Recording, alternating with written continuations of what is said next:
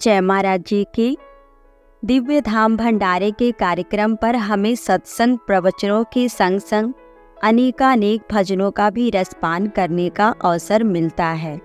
उन भजनों में कभी एक भक्त के हृदय की प्रार्थना होती है, कभी शब्दों में पिरोई हुई ऐसी पुकार जिसे सुनकर आंखें बरबस छलछला जाती हैं, और कभी गुरु महिमा से भरा कोई ऐसा भजन गाया जाता है जिसे सुन भक्त की अंतरात्मा झूमने को विवश हो जाती है।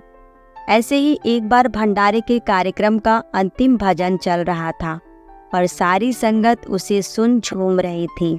भजन के बोल थे, संगत है ये गुरु की प्यारी संगत, गुरु के मुख की है ये न्यारी रंगत।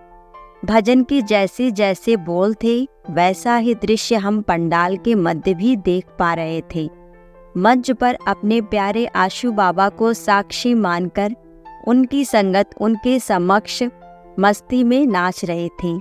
कुछ क्षणों तक मैंने इस दृश्य का आनंद अवश्य लिया, लेकिन फिर मेरी आंखें अपने आप ही बंद हो गईं और मैं ध्यान में बैठ गई।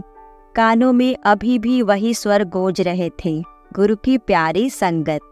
इसे सुनते ही ध्यान में ही मेरे भीतर एक प्रश्न उठा, जिसे मैंने फिर गुरु महाराज जी से पूछा। मैंने गुरु महाराज जी से कहा, महाराज जी, आप ही कहते हैं कि गुरु दरबार में आने वाले लोग कभी भीड़ नहीं हुआ करती हैं। आपने अपनी इन सभी जीवात्माओं को संगत कहकर पुकारा है। संगत अर्थात उसी क्षण भीतर से ही गुरु महाराज जी की आवाज़ आई, जो अंत तक मेरे साथ चले, वो ही मेरी संगत है। जय महाराज जी की। विनम्र मानसिकता का जहाँ हो रहा संघार है, ब्रह्म ज्ञान की साधना ही जिसका अचूक वार है, सभ्य समाज के निर्माण का जो आधार है, आत्म जागृत साधकों का जो परिवार है, सबको मिलता जहाँ प्रेम अपार है, ऐसा हमारा दिव्य ज्योति परिवार है।